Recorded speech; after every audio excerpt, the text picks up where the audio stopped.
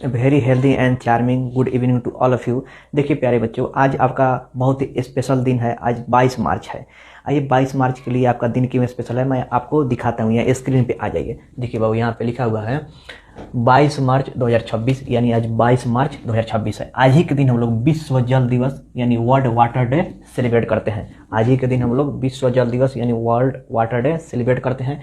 इस बार 2026 में जो हम लोग वर्ल्ड वाटर डे यानी विश्व जल दिवस मना रहे हैं, उसका थीम क्या है, विषय क्या है, आखिर हम लोग क्यों मना रहे हैं। तो देखो बाबू, यहाँ पे लिखा हुआ है थीम में वाटर एंड जेंडर, जल और लिंग यानी जेंडर इक्वलिटी को समान करने के लिए मना रहे हैं।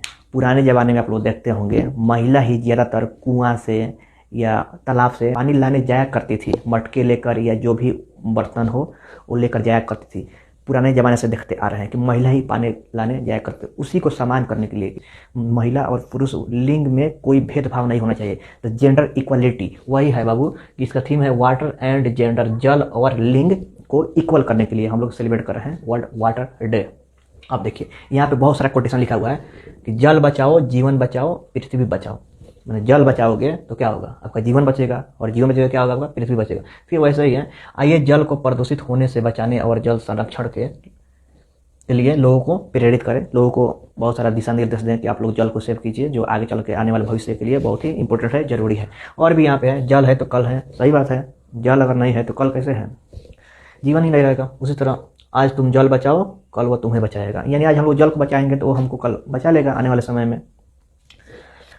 यहाँ पे फिर लिखा हुआ है पानी बचाओ और जिंदगी बचाओ। पानी बचाइएगा तो आपका जिंदगी बचा लेगा। लेकिन मेरा देखिए, तो बहुत सारा किताबी भाषा हो गया, और मेरा यहाँ पे कोटेशन आया है बाहर निकल के, उसको थोड़ा ध्यान से देखो बाबू। यहाँ पे हम लिखे हैं जल है तो फसल है, क्योंकि हम लोग फार्मर हैं, किसान हैं, हम लोग निचली स्तर से बिलोंग करते हैं, खेती बाड़ी करते हैं। तो मेरा कोटेशन यहाँ पे जल है तो फसल है। अगर जल नहीं है तो फसल कैसे होगा। फसल के लिए, अकेले फसल के लिए आपको 70 कुल मीठे जल का 70% लग जाता है सिर्फ फसल में ही, सिंचाई में ही।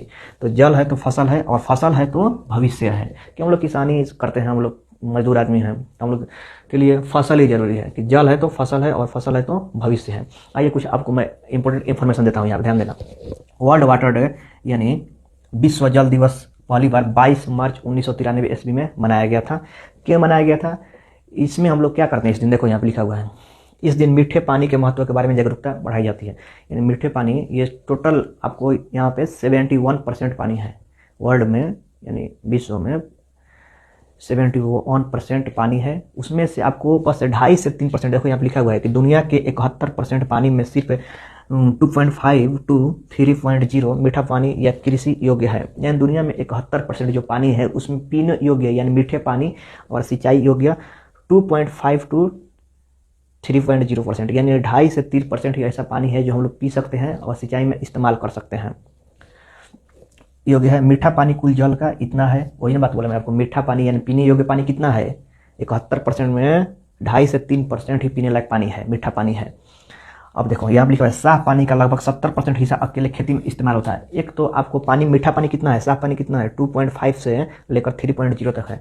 2.5 से 3% मीठा पानी है, और उसमें से 70% तो सिंचाई करने में लग जाता है, समझे। इसलिए जल कितना इंपॉर्टेंट है हमारे लिए, यही सब बात है।